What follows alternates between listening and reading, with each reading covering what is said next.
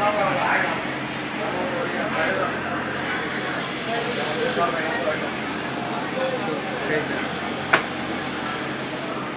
ক্যাসারটা মোটামুটি 2বার ওয়ার্কশপে দেওয়া আছে। মোটা করে সেলাই করা যায় আছে। কাঠটা যখন টাইট দিই এটা দাম হয়।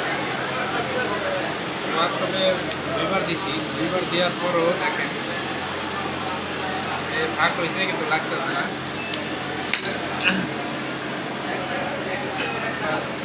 আমার বছর কথা হইলো যে নাট এটা লুজ দিয়ে দেয়, আর যদি লুজ দিয়ে দিই সেক্ষেত্রে এটা ফ্রি যায়। মানে নাট লুজ দিয়ে এই পাশে সুপারগুলো লাগাই দিতে হবে। আমি বললাম তাহলে সুপারগুলো এটা মেশিনের কাছে কতক্ষণ থাকবো, বলতেছে যে মেশিন নষ্ট হলে তো তোমারই ডাকবো, তুমি আস্তে করে এটা ফেলে নিয়ে যা আবার সুপারগুলো মেরে দেবা। এটা যদি হয় সলিউশন, তাহলে এই পাঁচটাকে আর একটু ভালো কোয়ালিটির আনলে এই হয়রানিটা হওয়া লাগে। একটা মেশিনের থেকে একটা ক্যাসার ফিল্টার ফিটিং করতে তো আধা ঘন্টা সময় লাগে। এই আধা ঘন্টা কি প্রোডাকশন হ্যাম্পার হবে না?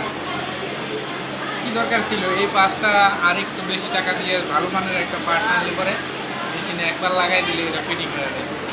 বারবার এত কিছু করার দরকার ছিল না, সুপারগুলো সাথে নিয়ে ঘোরার প্রয়োজন ছিল।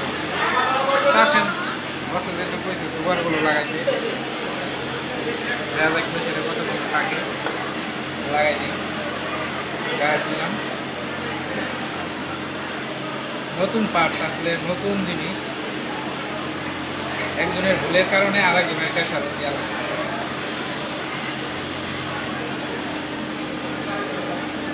জানি না এটা কতক্ষণ থাকবো, তারপর লাগাইলাম।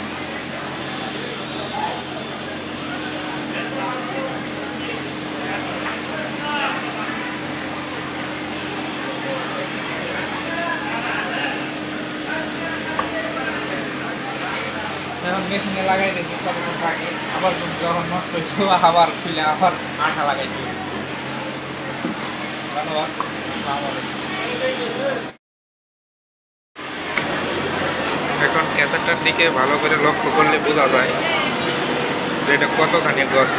এটা গজলে নিডল ভাঙ্গার সমস্যাটা 3 গুণ বেড়ে যায়। দেখেন কতখানি অবস্থা আছে, মানে নিডল ভাঙবে, বাটন ভাঙবে এই গজার কারণে।